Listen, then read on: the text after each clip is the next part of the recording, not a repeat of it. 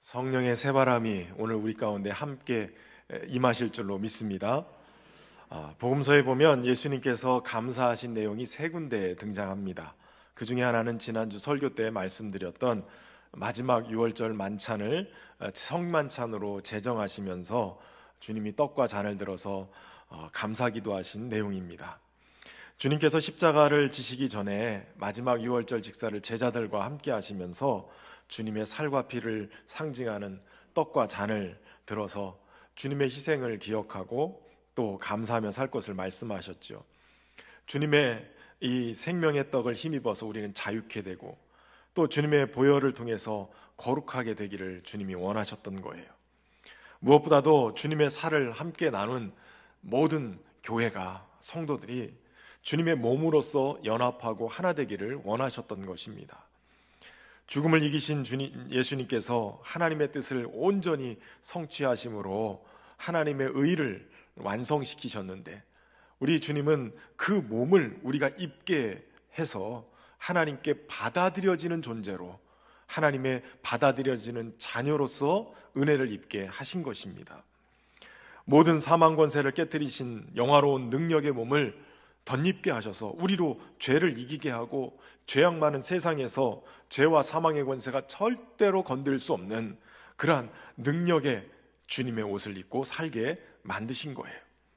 교회가 악한 권세가 절대 깨트리거나 뚫지 못하는 절대 갑옷이신 예수 그리스도를 입고 세상을 이기며 정복하며 살 수 있도록 만들어주신 것입니다. 그러므로 저와 여러분은 이 은혜를 입고 감사하며 사는 그러한 하나님의 백성들 되기를 바랍니다.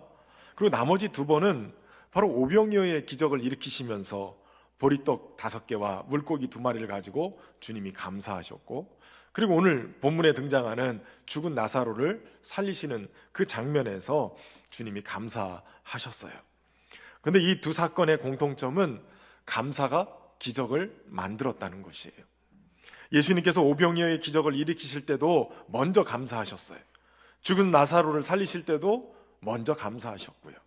그러니까 기적이 일어나고 어떤 문제가 해결되고 난 다음에 감사한 게 아니라 주님이 먼저 감사하시고 난 다음에 기적이 일어나서 놀라운 역사가 나타났다는 것이에요. 오늘 본문을 통해서 어떻게 감사를 통해 기적이 일어나는지 살펴보겠습니다. 우선 첫 번째는 인생의 비통함 속에서도 우리 주님은 감사를 찾아내 감사하셨다라고 말씀하고 있어요. 베다니에 사는 나사로는 예수님께 향유를 붓고 머리털로 주님의 발을 닦던 마리아의 오라버니였어요. 주님께서 사랑하는 자였지요. 그런 그가 병들어 마리아와 마르다 사람을 급히 보내서 예수님을 찾습니다. 예수님은 그동안 자신에게 찾아온 모든 병든 자를 기적과 같이 고쳐주시는 치료자이셨어요.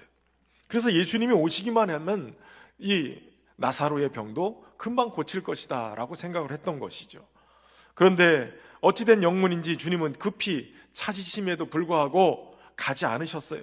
도리어 그곳에 이틀을 더 머무시다가 갑자기 우리 친구 나사로가 죽었다 하시면서 베다니로 제자들과 함께 출발하십니다. 그런데 예수님이 그곳에 와서 보니 나사로가 이미 무덤에 있은 지 나흘이나 됐습니다. 이 병든 나사로는 결국 병으로 죽어서 무덤에 장사가 된 것이죠. 이 모습은 모든 우리 인간들이 걸어가야 되는 그 과정을 그대로 보여준 것이에요. 죄와 사망에 묶여서 결국은 포로된 인생이 끌려서 무덤으로 갈 수밖에 없는 존재, 운명의 사슬에 묶여서 절망의 이 묶임 속에 결국은 무덤에 갇혀서 인생을 마감해야 되는 존재, 바로 우리의 모습을 그대로 보여준 거예요. 그런데 이 모습을 보면서 예수님은 심령의 비통이 여기셨다라고 얘기하고 있어요. 33절에 보면 예수께서 그가 우는 것과 또 함께 온 유대인들이 우는 것을 보시고 심령의 비통이 여기시고 불쌍히 여기사라고 얘기합니다. 이 말은 감정이 강한 동요, 격분이 일어나는 것을 말하는데, 특별히 불쌍히 여겼다라는 이 단어는 뭔가 소요가 일어나거나 분란이 일어날 때 쓰여지는 단어예요. 그러니까 지금 예수님의 마음에 뭔가 모를 격한 강한 격분이 막 일어나는데 소요가 일어나듯이 막 강하게 밀려오는 그런 감정을 주체할 수 없을 정도의 그런 강한 감정의 동요가 일어나고 있음을 보여주고 있는 것이죠. 이 말이 38절에 다시 등장합니다. 마리아와 슬퍼하는 이 친구들을 향해서 주님이 분노를 쏟아놓으셨다라고 얘기할 수는 없어요. 예수님도 같이 눈물을 흘리시면서 슬퍼하셨거든요. 그런데 왜 예수님이 이렇게 엄청난 격분을 하고 계실까? 도대체 그 격분의 대상이 무엇일까? 여러분, 예수님의 격분, 도대체 무엇을 위한 격분일까요? 예전에 신학을 시작하기 전에 이제 찬양 사역을 막 하면서 청소년 집회들을 돌아다닐 때였어요. 한 번은 찬양 사역전 앞에서 주관하는 그 수련회를 참석을 했는데, 어느 날 저녁에 이 땅의 청소년들을 위해서 기도하는 시간을 갖고 있었는데, 제 안에 말로 형언할 수 없는 분노가 막 치밀어 오르는 것을 경험했어요. 우리 아이들을 위해서 막 울면서 기도하고 있는데 갑자기 그 우리 청소년들을 붙들고 끌고 가고 있는 이 어둠의 세력들이 인식되기 시작했어요. 이 어둠의 세력들이 우리 아이들을 유혹하고 이 사망의 자리로 막 끌고 가는 모습이 보이기 시작했어요.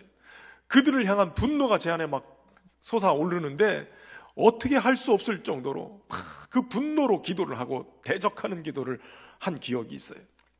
아마도 예수님은 지금 죄로 말미암아 생긴 인간을 절망 속에 몰아넣는 죄와 사망, 병듦과 저주를 향해서, 이 사망의 권세를 향해서, 이 땅에 황폐함을 일으키고 있는 이 악한 무리들을 향하여서 극심한 분노를 느끼고 계신 것 아니겠는가라는 거예요.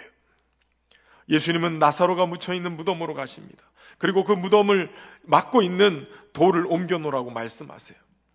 마르다가 예수님, 나사로가 죽은 지 벌써 나흘이나 돼서 냄새가 나고 있습니다. 이 마르다의 말은 나사로의 죽음이 완벽하다라는 거예요. 완전하다는 거예요. 혹시라도 예수님이 이 나사로를 살린다 할지라도 죽은 지 얼마 안 되었다면 이 나사로가 잠깐 기절했다가 살았다라고 얘기할 수 있는 그런 상황인 거예요. 요즘은 별로 그렇지 않지만 예전에는 병풍 뒤에서 뻘떡 일어나시는 때가 많대요. 그래서 많이들 놀라셨다고 그래요. 저는 그게 전설의 고향에서만 나오는 이야기인 줄 알았어요. 근데 대전에서 사역할 때 그때 우리 권사님 한 분 신방을 했더니 아이를 낳다가 너무 하혈을 많이 해가지고 그래서 의사가 사망 선고를 내렸다는 거예요. 그래가지고선 우리가 영화 속에서 보듯이 시트를 머리 위까지 다 올리고 저 지하에 있는 시체 보관실에 내려보냈다는 거예요. 근데 이 권사님이 열 몇 시간 만에 거기서 정신이 든 거예요.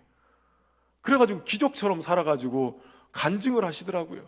할머니 권사님이 내가 옛날에 이랬다고. 그러니까 전설의 고향에서만 나오는 얘기가 아니라 불과 몇십 년 전에도 죽었다 살아나는 그런 상황이 벌어지는 거예요. 그런데 여러분, 무덤에 장사된 지 나흘이 됐다. 썩은 내가 진동합니다. 이거는 정말 더 이상 어떤 가능성도 없는 절망의 상태를 얘기하고 있는 것이에요.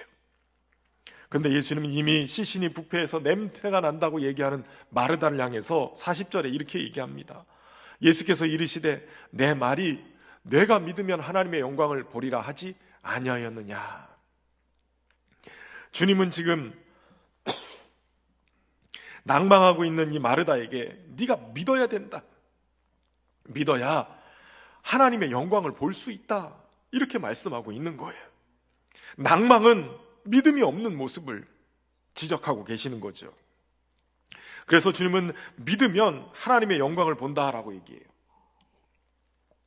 그리고 나서 예수님은 무덤에 돌을 옮겨놓은 상태에서 놀라운 일을 행하십니다. 41절에 보면 돌을 옮겨놓으니 예수께서 눈을 들어 우러러 보시고 이르시되 아버지여 내 말을 들으신 것을 감사하나이다.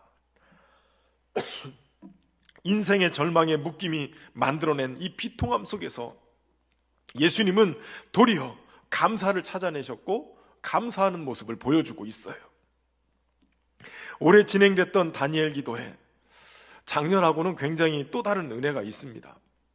저 개인적인 느낌일 것 같은데 작년에는 왠지 모르게 간증을 듣는데 굉장히 무겁게만 느껴졌어요. 아마 코로나 이 상황에 1년을 지내면서 다들 힘겹게 느껴졌는지, 물론 기가 막힌 그 간증의 내용들인데 왠지 모르게 마음이 무겁고 힘들었어요. 근데 올해는 기도의 기간의 강사들을 통해서 얼마나 은혜를 받는지 몰라요. 그렇다고 가볍은 얘기는 아니에요. 여전히 어렵고 힘든 그러한 상황들을 겪어내는 그러한 간증의 모습들이에요. 그런데 더 감사한 것은 과거의 상처와 아픔을 극복해내고 용서와 화해를 일궈가는 모습 속에 항상 등장하는 단어가 하나가 있었는데 그게 감사라는 단어였어요. 마치 이 모습이 해피엔딩으로 끝나는 영화 한 편을 보듯이 영화 한 편 끝나고 나면 가슴이 뿌듯해지는 그런 벅참이 제 안에 있었어요. 요즘 저는 저희 아내와 기도회를 오고 가는 길을 걸어서 왔다 갔다 하거든요. 이게 끝나고 나면 이제 집에 집사람하고 같이 걸어서 집으로 갑니다. 그때마다 이 간증 또 이런 집회의 은혜들을 같이 나누게 되는데 한결같이 얘기하는 거는 창피하다는 거예요. 솔직하게 얘기하면 너무 부끄럽다는 거예요. 저렇게 고난 속에서도 멋지게 믿음으로 살아내는 사람들이 있고 저런 고난 속에서도 감사로 삶을 행복하게 사는 사람들이 있는데 목사인 제가, 사모인 저희 아내가 부끄러운 거예요. 너무나도 죄송스럽고 부끄러운 인생이었다라는 생각을 자꾸 갖게 만들었다는 거예요. 그저 들리는 복음으로만 끝나는 게 아니라 멋지게 보여지는 복음의 삶을 그들이 살아내므로 많은 사람들에게 이 감사의 위력을 보여주고 있었다는 것이죠. 지난 주일 저녁에 지선 전도사님의 간증이 있었어요. 가정폭력으로 얼룩져 있는 가정, 그래서 가정이 헤어지게 되고 결국은 대전에 큰아버지 집에 와서 그냥 그렇게 어렵게 살았던 삶을 간증하셨어요. 너무 아픈 이야기였죠. 그런데 주신 달란트를 발견하면서 하나님을 찬양하면서 그 인생이 하나님의 은혜 안에서 회복되는 이야기들을 나눠주셨어요. 그런데 어느덧 또 새로운 고난이 닥쳐오죠. 아이가 퇴원해서 집에 데려다 놨는데 이 아이가 젓가락으로 이 콘센트 구멍을 쑤셔서 갑자기 전기 감전이 돼서 대부분은 그런 상황이 되면 다 그 자리에서 즉사하는데 이 아이는 그 전기가 흘러가고 간신히 살아남고 손가락 몇 군데만 좀 타고 이런 과정이 있었어요. 그런 아이가 죽을 고비를 넘기고 치료하는 과정 속에서 이 지선 전사님은 하나님의 은혜를 다시 깨닫게 되어져요. 그리고 그렇게 고통을 줬던 아빠를 용서하게 되고 23년 만에 아버지를 용서하는 거예요. 그리고 집을 나갔던 엄마도 다시 만나서 화해하는 그러한 시간들을 보냈다라고 간증하는 거예요. 그러면서 감사의 능력을 다시 고백을 하면서 그 순간에 자신이 간증하면서 은혜라는 노래를 고백을 해요. 찬양을 해요. 내가 누려왔던 모든 것들이, 내가 지나왔던 모든 시간이, 내가 걸어왔던 모든 순간이 당연한 것 아니라 은혜였어. 아침 해가 뜨고 저녁 노을, 봄의 꽃 향기와 가을의 열매, 변하는 계절의 모든 순간이 당연한 것 아니라 은혜였어. 내가 이 땅에 태어나 사는 것, 어린 아이 시절 지금까지 숨을 쉬며 살며 꿈을 꾸는 삶, 당연한 것이 아니라 은혜였어. 내가 하나님의 자녀로 살며 오늘 찬양하고 예배하는 삶, 복음을 전할 수 있는 축복이 당연한 것 아니라 은혜였어.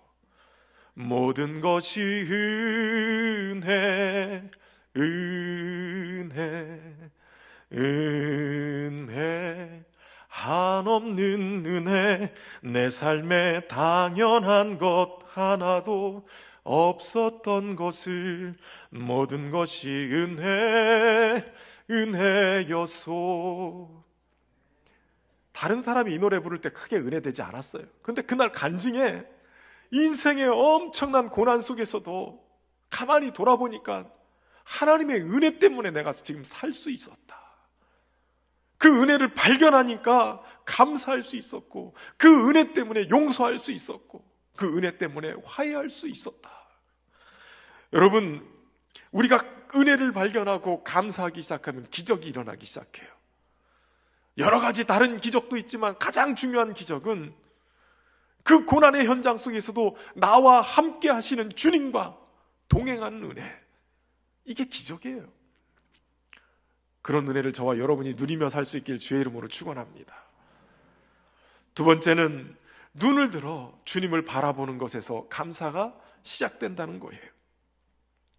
예수님은 나사로의 무덤 문을 열어 젖혀놓고 오늘 본문의 41절에 보면 눈을 들어 우러러 보시고 이르시되 아버지여 내 말을 들으신 것을 감사하나이다 라고 고백해요.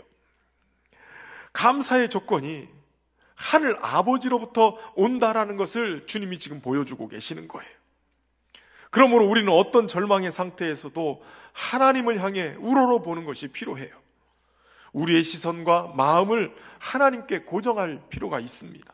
우리의 마음과 시선이 하나님을 향하고 있을 때 하늘로부터 응답이 내려와 우리의 삶을 가득 채우게 되고 그것으로 인해서 우리는 감사할 수 있게 되는 것이에요. 여러분, 감사하는 것에 있어서 중요한 것은 시선입니다. 우리가 우리의 삶을 주관하시는 하나님께로 시선을 향하게 될 때 하나님을 사랑하게 되고 하나님의 언약을 기억하게 되고 우리의 삶 속에 감사로 채워지게 되는 것이에요. 솔로몬이 왕이 될 때 그는 하나님께 마음을 향하고 정성을 다해서 1000번제를 드렸어요.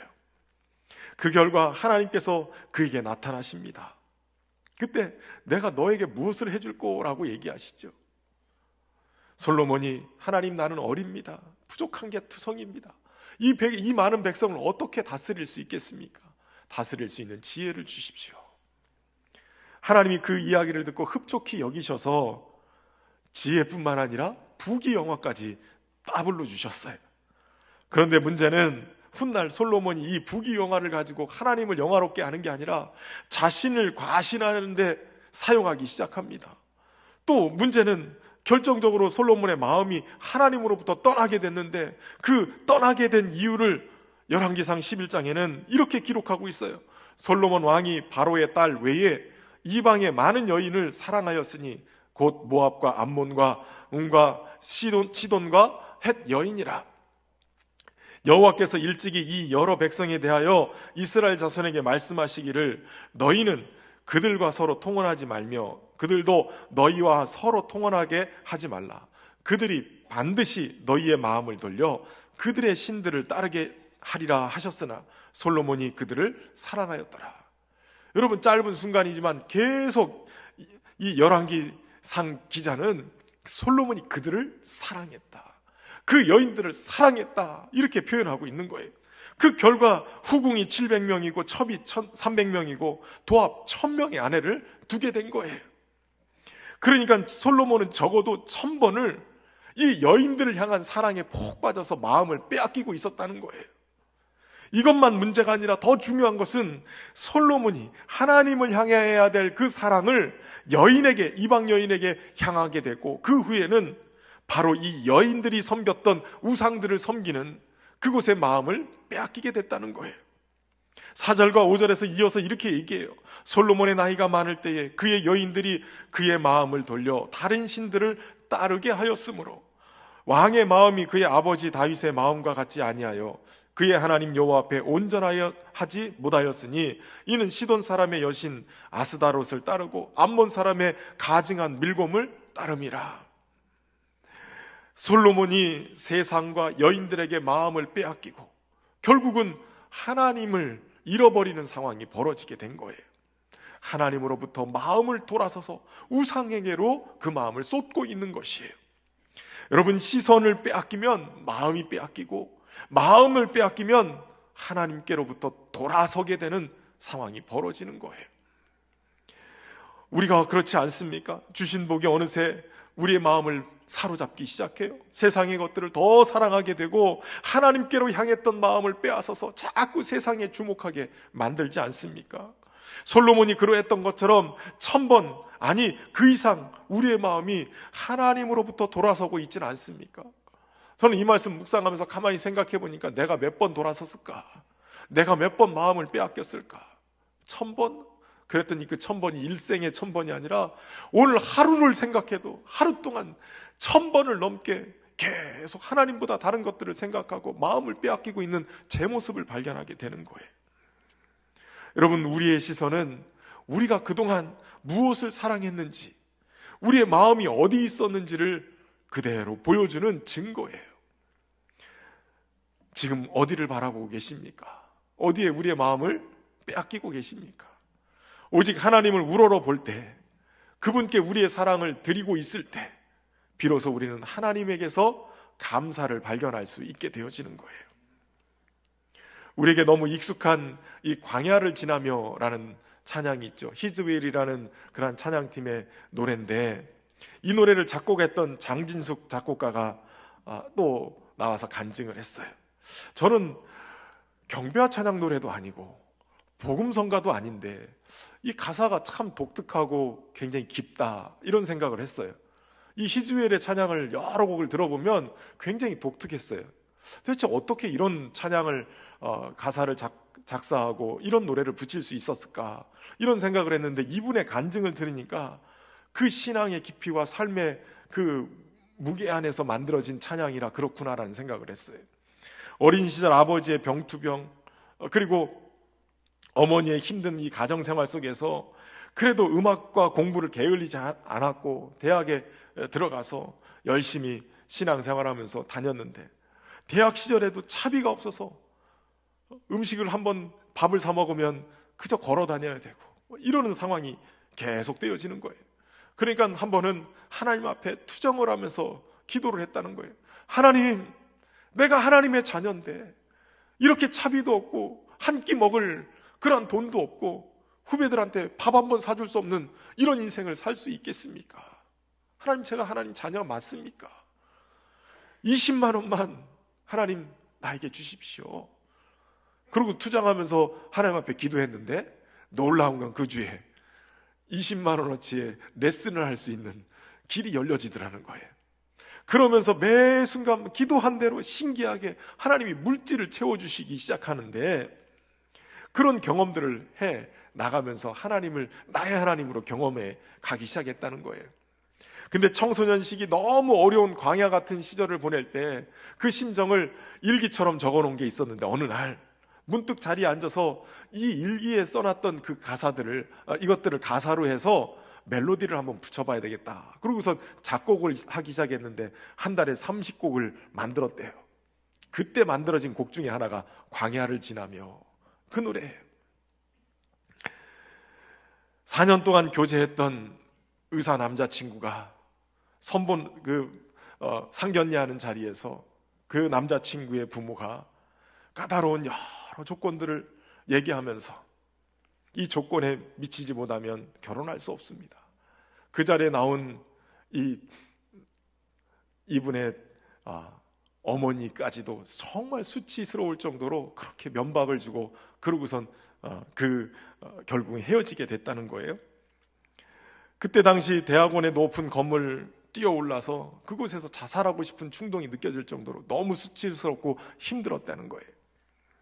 그러다가 설상가상으로 수많은 삶의 스트레스로 인해서 이 성대에 많은 혹들이 있었고, 그것을 떼어내는 수술을 하면서 수술대 위에서 눈물을 흘리면서 왠지 하나님 앞에서 너무나도 이 삶의 무게가 무겁고 외로움을 많이 느끼면서 울면서 기도를 했대요. 그때 하나님이 따뜻한 손길로 다가오셔서 내가 너에게 무엇을 주랴, 이렇게 음성을 들려주셨는데 두 가지를 구했다는 거예요. 하나님, 나를 사랑해주는 따뜻한 남편과 시부모를 만나게 해주십시오, 이렇게 기도했고, 또 하나는 평생 하나님을 그렇게 찬양하는 인생 되게 해주십시오 라고 기도했다는 거예요. 그런데 퇴원 후에 보험금을 타가지고 그걸로 하나님을 찬양하는 곡들을 써야 되겠다. 그래서 중고시장에서 이 중고 키보드를 샀는데 이걸 배달하러 온 사람이 지금의 남편이 됐다는 거죠. 그런데 그 남편이 또 남편의 부모가 우리가 너무 잘 아는 대장금의 연출 이병훈 PD이셨다는 거예요. 이분이 딱 그녀를 만나면서 이렇게 얘기했다고 그러죠. 너는 내가 바라던 꿈 같은 며느리다. 그러면서 다 이것이 다 네 것이다. 그렇게 받아들이셨다는 거예요. 그러니까 너무나도 행복한 그러한 시댁을 만나고 남편을 만나고 산다는 거예요. 그러면서 이런 간증을 하는 거예요. 이처럼 우리 광야 같은 인생에서 우리가 만나기를 원하는 하나님은 광야 속에서 우리를 기도하게 하고 또 기도하게 할 뿐만 아니라 우리에게 찾아오셔서 만나주시는 가장 자비로운 아버지셨다라는 거예요. 우리가 그 아버지를 향한 신뢰를 기본으로 우리의 시선을 주님께 향하고 있으면 우리 또한 하늘을 우러러서 감사할 수 있는 난이 오게 될 줄로 믿습니다. 마지막 세 번째는 감사는 절망의 묶임을 풀어내는 기적을 만들어낸다는 거예요. 예수님은 하늘 아버지께 시선을 고정하고 우러러 감사하셨는데 그 감사하신 이유가 41절에 보면 예수께서 눈을 들어 우러러 보시고 이르시되 아버지여 내 말을 들으신 것을 감사하나이다. 내 말 들은 것 때문에 감사했다라는 거예요. 그리고 42절에 이어서 항상 내 말을 들으시는 줄을 내가 알았었나이다 이렇게 얘기합니다. 그러니까 주님은 기도를 통해서 하나님과 소통하고 계셨고 하나님의 사랑을 확인하고 계셨어요. 여기에 항상이 중요해요. 하나님과 소통이 끊임없이 이어지고 있고 항상 연결돼서 하나님 안에 살고 계셨다는 거예요. 그래서 감사하게 되고 이 감사는 모든 묶임을 풀어내는 놀라운 능력이 되게 되어졌다는 거예요. 이렇게 감사하기도 하시고 예수님은 무덤 속에 있는 나사로를 불러내시는 거예요. 그때 그가 살아서 나오게 되는 거예요. 다시 말하면 감사가 기적을 만들어내게 됐다는 것이죠. 지난 월요일에 간증했던 김윤상 선교사님, 이 김윤상 선교사님이 한동대를 나왔어요. 그래서 한동대 학부모들은 어느 정도 이분을 알아요. 왜냐하면 한동대는 이 출신 그 선교사님들이나 목회자들 또 학교의 학생들 출신들이나 이런 분들이 어떤 위험에 처하면 기도 이 네트워크가 기가 막히게 돼 있어요. 그래서 기도 제목이 올라오면 전 한동 식구들이 같이 학부모가 같이 기도하는 거예요. 이분도 그 기도 제목에 올라왔던 사람이에요. 죽을 고비를 넘길 때 전 세계에서 함께 같이 기도했는데 한동인들도 같이 기도하신 거예요. 학부모들 같이 기도한 거죠. 그런데 이분이 살아서 건강한 모습으로 다니엘 기도의 단상에 올라와서 간증하는 거예요. 기가 막힌 일이죠. 멕시코 선교 사역 중에 비가 내리는 고속도로에서 큰 교통사고를 당합니다. 내장이 다 파열되고 왼쪽 다리는 심한 복합골절로 이분이 주위에 있는 급한 대로 시골에 있는 병원에 후송이 돼서 그곳에서 치료를 받게 되는데 몸속에 혈액이 벌써 한 60% 정도 빠졌다고 얘기할 정도로 중한 상태로 가게 된 거예요. 너무나도 열악한 환경 속에서 그나마 수술을 했는데 문제는 수술 후에 그 내장에 감염이 돼가지고 염증이 생기고 폐렴과 복막염과 폐혈증까지 오는 상황이 벌어지는데 도저히 살아날 가능성이 없었다는 거예요. 23일 동안 의식이 없는 상태로 지냈다는 거예요. 그러니까 그 상태에서 다리도 복합골절이 됐는데 37일 동안 아예 손도 대지 못하고 있을 정도로 그 정도로 위급한 상황이 계속되고 있었다는 거예요. 그때 가족들이 이 절망의 순간에 하나님 그를 좀 살려주십시오. 우리 아들 살려주십시오 라고 기도도 했는데 어느 순간인가 가족이 결정을 했다는 거예요. 이 절망의 상태에서 하나님께서 생명의 주인이심을 인정합니다. 그러니 살려주셔도 감사하고 데려가셔도 감사합니다. 도리어 우리는 감사하기로 결정했습니다 라고 결정했다는 거예요. 이 위급한 상황에 우리는 하나님의 주인 되심을 인정합니다. 감사합니다 라고 결정을 했어요. 근데 놀라운 건 이때부터 회복이 일어나기 시작했다는 거예요. 자기 자신도 24일 만에 정신을 차리고 깨어났는데 도대체 이 상황이 무엇인지 기가 막힌 상황이 받아들이기가 힘들었다는 거예요. 너무 고통스러웠는데 가족들이 결정한 것처럼 자신도 하나님의 주권을 인정하면서 감사하기로 결정을 했대요. 근데 감사하고 나니까 그때부터 기적이 일어났는데 사람이 할 수 없는 일이 일어나는 것을 우리는 기적이라고 얘기하죠. 근데 그 선교사님은 오직 하나님이 행하시는 일이 구체적으로 보이기 시작하는데 하루에도 이 기적이 여러 차례 눈앞에 목도되어지는 일들이 벌어졌다는 거예요. 그러면서 중요한 얘기 한 가지를 해요. 이 기적의 원동력은 감사였습니다. 감사는 마땅히 감사할 만한 환경이 주어졌을 때만 아니라 그렇지 않아도 감사해야 되는 것이에요. 데살로니가전서 5장 18절에 범사에 감사라, 이것이 그리스도 예수 안에서 너희를 향하신 하나님의 뜻이니라 라고 얘기하셨죠. 범사에 감사하라는 말은 우리의 처지와 상관없이, 상황에 따라 상관없이 늘 우리가 선택해야 될 것은 감사라는 거예요. 사실 이 감사라는 것은 하나님이 계심을 인정하는 삶의 태도예요.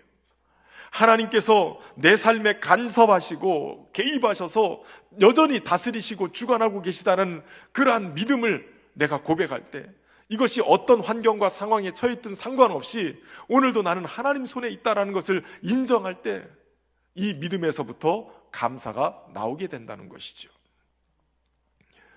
만약에 우리가 범사에 하나님께 감사하라고 그랬는데 감사하지 않는다면 그것은 하나님의 주권과 인도하심을 난도질하는 것과 같다.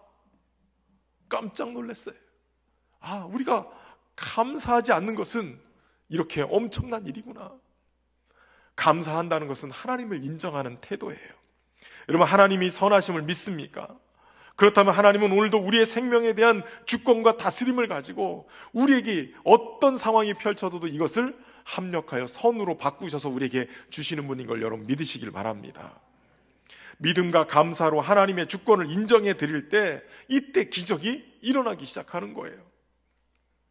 오병이어의 기적을 베푸실 때도 우리 주님은 초라한 한 아이의 점심 도시락, 보리떡 5덩이와 물고기 2마리를 들고 하늘을 향해서 감사기도 하세요.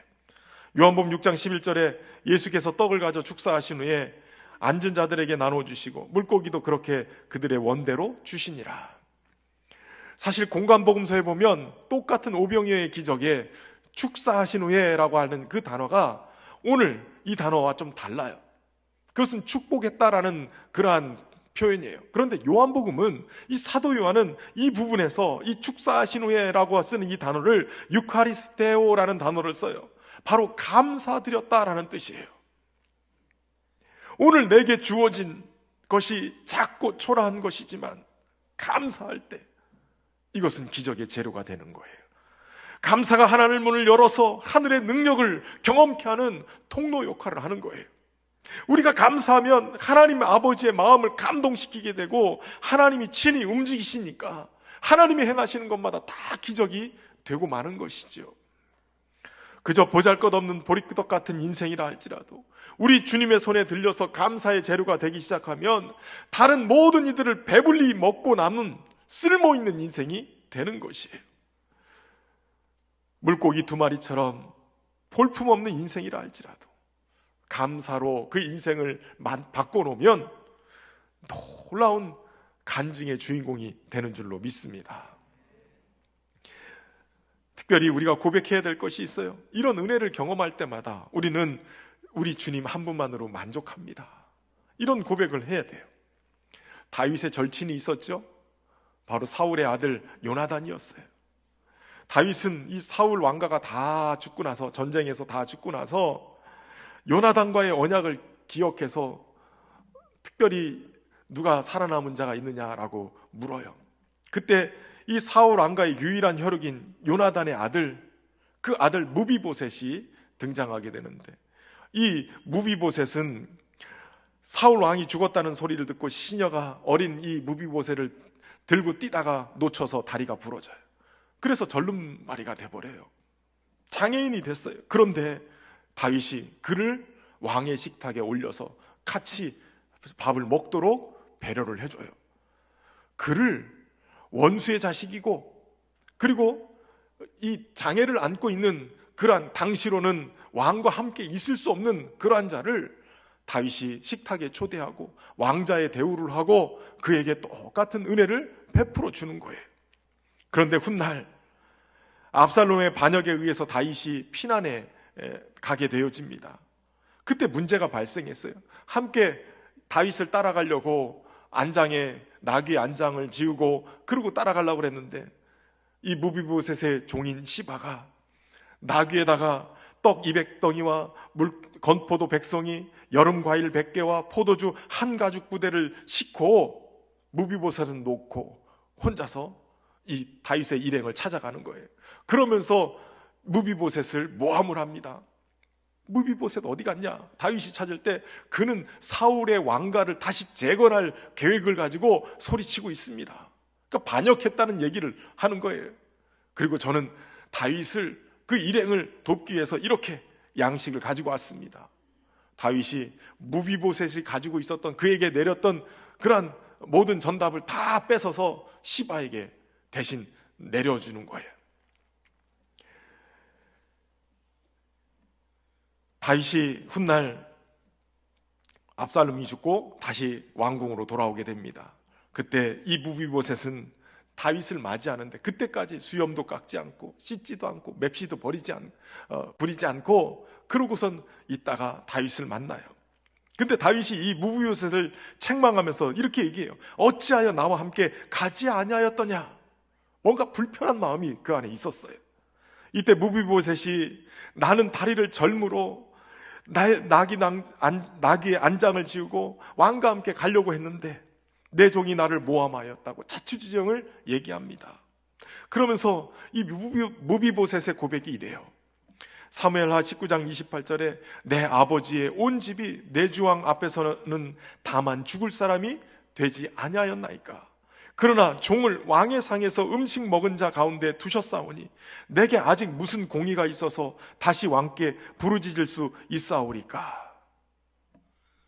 이 이야기를 들어도 다윗이 분이 덜 풀렸는지 내가 어찌하여 또 이를 말하느냐? 너는 시바와 밭을 나누라. 빼앗았던, 그래서 시바에게 줬던 이 밭을 마치 무비보셋이 탐내는 것처럼 다시 이걸 원상복귀 해달라고 요청하는 것처럼 다윗이 느낀 거예요. 그래서 이것을 나누라라고 얘기할 때 무비보셋이 이어서 이렇게 고백해요. 30절에 무비보셋이 왕께 아뢰되 내 주 왕께서 평안히 왕궁에 돌아오시게 되었으니 그로 그 전부를 차지하게 하옵소서 하니라. 그러니까 무비보셋의 고백은 기가 막혀요.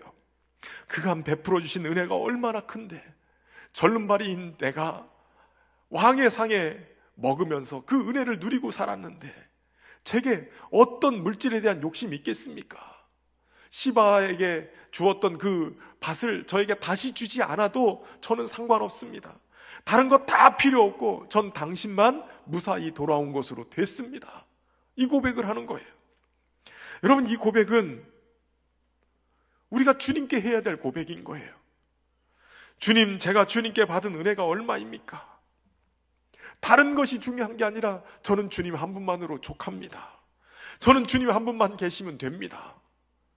이 고백은 저와 여러분이 해야 될 고백 아닐까요? 이제 병들어 죽어가는, 그래서 소망이 끊기고 모든 소망이 끊겨있는 죽음의 저주에 둘러싸인 나사로였지만 주님은 그의 죽음도 주님의 손에 올려졌을 때, 그리고 주님의 기도에 올려졌을 때, 그분의 감사의 재료가 됐을 때 모든 사람이 주님의 살아계신 또 살리시는 영광을 보게 만드셨어요. 주님은 오늘도 우리의 병듦, 우리의 연약함, 우리의 약점, 우리의 상처, 심지어는 우리의 죽음조차도 들어서 하나님의 영광을 나타내는데 사용하시는 거예요. 이것을 통해서 다른 사람을 살리고 믿게 하는 믿음의 도구로 사용하시는 것이에요. 이 일을 위해서 우리 주님은 하늘 보좌 우편에서 우리를 위해 친히 간구하고 계시는 거예요. 누가 정죄하리요? 죽으실 뿐 아니라 다시 살아나신 이는 그리스도 예수시니 그는 하나님 우편에 계신 자요 우리를 위하여 간구하시는 자시니라. 이 말씀을 묵상하다 보니까 기가 막힌 생각이 떠올랐어요. 주님은 날마다 우리의 형편에 보잘것없음, 이 비통함을 우리가 하나님 앞에 아뢰면 하나님 보좌 우편에서 이걸 가져다가 감사로 바꿔가지고 우리가 요만한 감사만 해도 이 감사를 증폭시켜서 하나님 아버지의 마음에 확 들여미는 거예요. 이 감사가 하나님의 마음을 감동시키고 하나님이 친히 역사하시게끔 우리 주님은 친히 그를 위해서 간구하고 계셨던 거예요. 나사로의 다시 사는 것은 주님의 부활을 앞서 보여주는 아주 중요한 사건이기도 하고, 모든 인간이 죄와 죽음의 저주에서 사로잡혀 포로되었을 때 이것을 끊어내고 자유케 하신다는 사실을 보여주는 그런 중요한 사건이에요. 우리 주님은 죽음으로 상징되는 무덤에 갇혔을 때 장사된 지 3일 만에 죽음에서 일어나면서 모든 사망 권세를 깨뜨리고 죽음의 사슬을 끊고 자유케 되셨어요. 우리 믿는 자 또한 예수님과 함께 죽고 예수님과 함께 연합해서 다시 살리심을 입게 되어지는 겁니다. 골로새서 2장 12절에 너희가 세례로 그리스도와 함께 장사되고 또 죽은 자들 가운데서 그를 일으키신 하나님의 역사를 믿음으로 말미암아 그 안에서 함께 일으키심을 받았느니라. 이 사실을 믿을 때 다시 살리심을 받게 될 줄로 믿습니다. 이어서 주님은 나사로의 이름을 크게 부르세요. 이 말씀을 하시고 큰 소리로 나사로야 나오라 부르시니. 여러분 가만히 생각해 보면 굳이 주님이 큰 소리로 나사로야 나오라 하지 않으셔도 됐어요. 왜냐하면 예수님의 말씀이 천지를 창조하고 생명을 불러일으키는 말씀이라면 굳이 큰 소리로 치지 않으셔도 됐을 거예요. 그런데 주님은 크게 나사로야 나오라 부르시는 거예요. 아마도 나사로가 너무나도 깊은 사망의 잠을 자기 시작한 나흘이나 됐기 때문에 너무나도 멀리 가 있는 그를 주님이 큰 소리로 외쳐서 부르기를 원하셨던 것 같아요. 나사로야 나와라, 나사로야 나와라.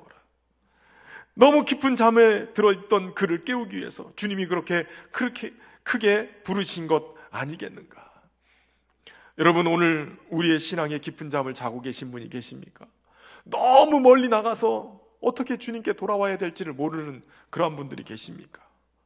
주님 오늘 우리의 이름을 크게 부르고 계세요. 아무개야 일어나라. 죽음과 절망의 깊은 잠에서 어서 깨어 일어나라. 사망의 깊은 잠에서 깨어 일어나 그곳에서 나오너라. 거기는 죽은 자들이 있는 곳이다. 이제 너는 내 생명의 부름을 받은 자들이니 죽음의 자리에서 일어나 그곳에서 얼른 살아 나오거라. 오늘 이 주님의 음성이 우리 안에 들려지기를 주의 이름으로 축원합니다. 또한 우리 주님이 크게 부르신 것은 아마도 믿음이 없는, 그래서 나사로의 죽음을 가지고 그것 때문에 비통하고 있는 그 주변에 둘러있는 사람들이 다시 그들을 깨워서 주님이 믿게 하시기 위함일 거예요.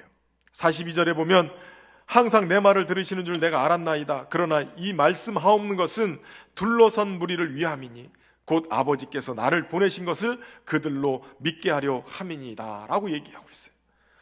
그러니까 주님은 지금 둘러서 있는 그들, 삶의 죽음으로 인해서 절망의 묶임 속에 있는 비통한 자들을 향해서 보란듯이 큰 소리로 나사로야 나오라 외쳤던 거예요.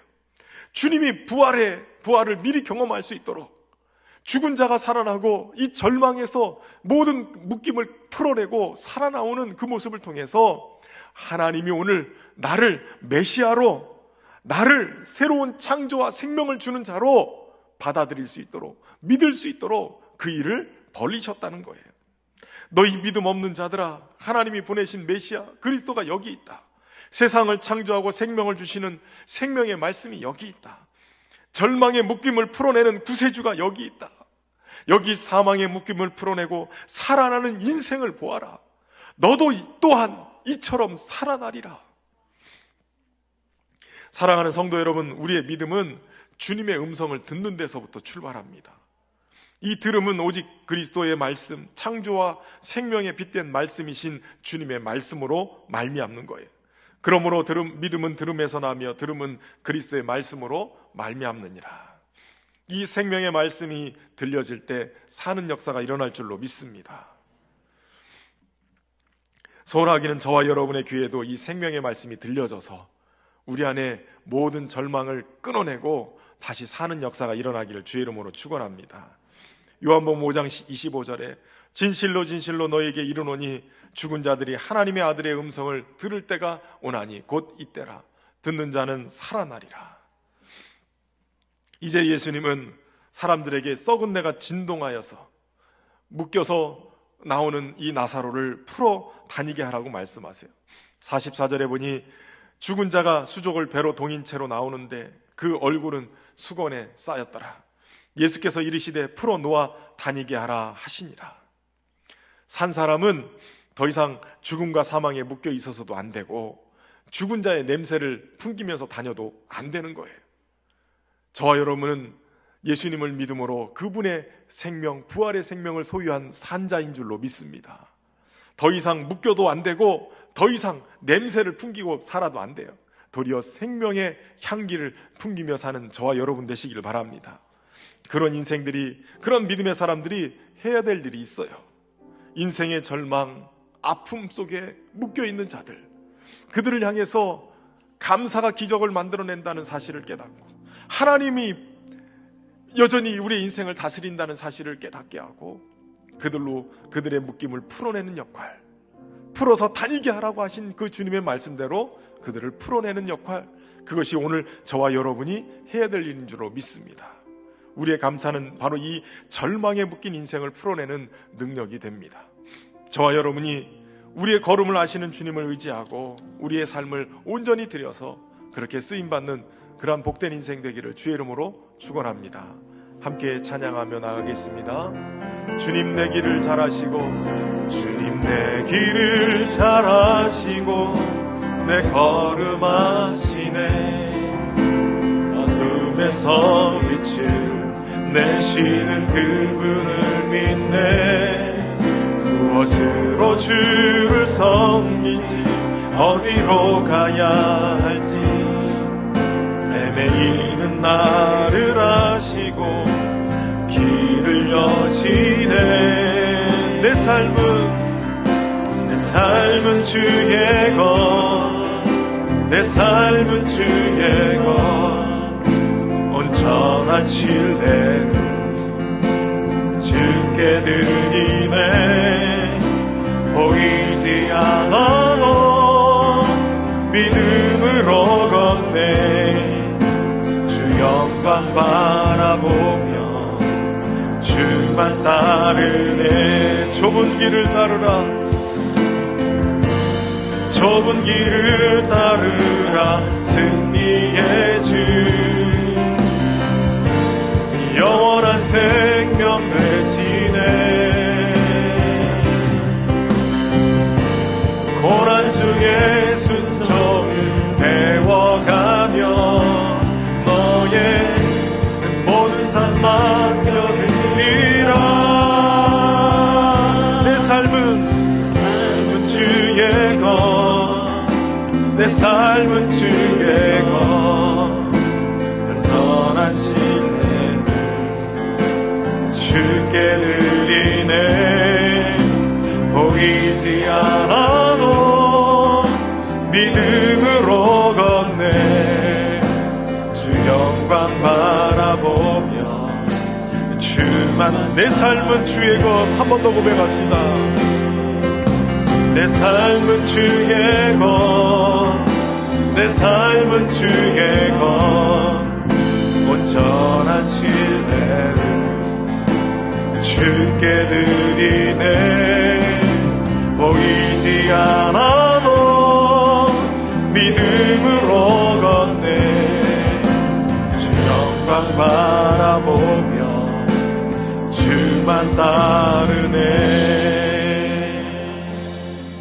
우리의 길을 잘 아시고 우리의 걸음을 아시는 주님, 온전한 신뢰를 주께 드리며 우리의 인생에 보이지 않아도 믿음으로 이 걸음을 걷기를 소망합니다. 우리의 삶 속에 감사가 넘치게 하셔서 오직 주님을 우러르며 믿음으로 주님을 바라보며 행함으로 이 감사가 기적을 만들어내는 간증의 주인공들이 되기를 소망합니다. 우리의 삶 속에 역사하시는 주님을 자랑하는 우리 인생이 될 수 있도록 인도하여 주옵소서. 예수님의 이름으로 기도하옵나이다.